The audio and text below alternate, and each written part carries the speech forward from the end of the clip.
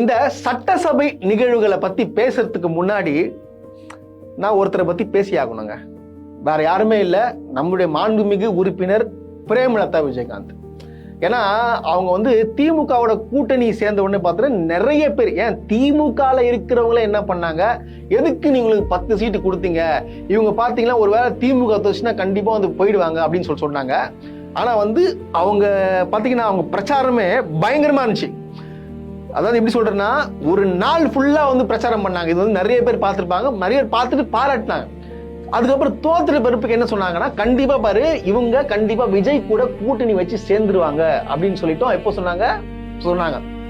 ஆனா அதுவும் போகாம கூடவே நின்று இன்ற அளவும் நம்பிக்கையா இருக்கிறாங்க. உண்மையாவே சொல்றேன், வைகோ மாதிரி ஒரு துரோகி இருக்காங்க, இந்த காங்கிரஸ் துரோகிகள். ஏன் இன்னும் சொல்ல போனா பாத்தீங்கன்னா திருமாவளவன் மேல பாத்தீங்கன்னா மிகப்பெரிய ஒரு மது வச்சிருந்தேன், அவரும் போயிட்டாரு. அந்த IUML பாய் அவரும் அவரெல்லாம் எப்பாற்பட்டு நம்பினாங்க நம்ம திமுக. தோத்த உடனே அவர் பேசின பார்த்து நம்பிட்டாங்க.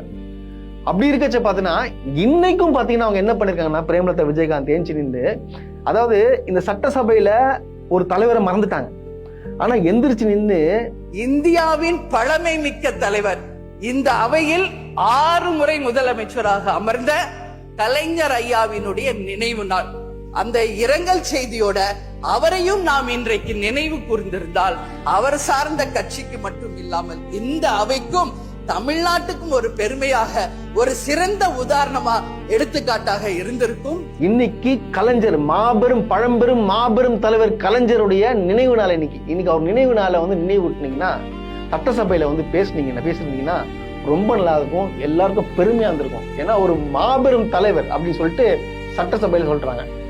இது நம்ம பார்க்கும்போது என்னடா அது, ஒரு கட்சிக்காரங்க கூட இப்போ அங்க எதிர்கட்சியா இருக்கிறாங்க, அவங்க கூட பேசல. அவங்க பாத்தீங்கன்னா காலையில பாத்தீங்கன்னா கலைஞருடைய நினைவகத்துக்கு போயிட்டு நடந்து போய் பேசினாங்க. ஆனா இந்த அம்மா எந்திரிச்சு நின்று இந்த வார்த்தையை சொல்லிட்டு தான் அதுக்கு பேச ஆரம்பிச்சாங்க. அவங்களுக்கு ஒரு மிகப்பெரிய ஒரு நன்றி சொல்லிக்கிறோம். ஏன்னா கலைஞரை பத்தி சாதாரண ஆள் கிடையாதுங்க, அவரு தமிழ்நாடின் சிற்பி. அவரு இந்த அளவுக்கு கொண்டு வந்து இன்னைக்கு இருந்தனால என் விஜய்க்கு, நம்ம முதலமைச்சர் விஜய்க்கு ரொம்ப பிடிக்கும்னு சொல்லியிருக்காங்க. ஆனா அவரு கூட நினைவுட்டல, சட்டப்படி பண்ணி பேசிருக்கணும், அவர் ஏன் பேச மறந்தாருன்னு சொல்லிட்டு தெரியல. ஆனா விஜயகாந்த், இந்த பிரேமலதா விஜயகாந்த் பேசுறதுக்கு பார்த்தீங்கன்னா எனக்கு பாருங்க, பேசும்போது எனக்கு ஷிவர் ஆகுது. உண்மையா இந்த அளவுக்கு ஒரு உண்மையானவங்க இருப்பாங்கன்னு சொல்லிட்டு எதிர்பார்க்கல. இப்போ வரைக்கும் பாத்தீங்கன்னா ரொம்ப எப்படின்னா நெகிழ வச்சுட்டாங்க. நன்றி மேடம், நன்றி, மிகப்பெரிய நன்றி.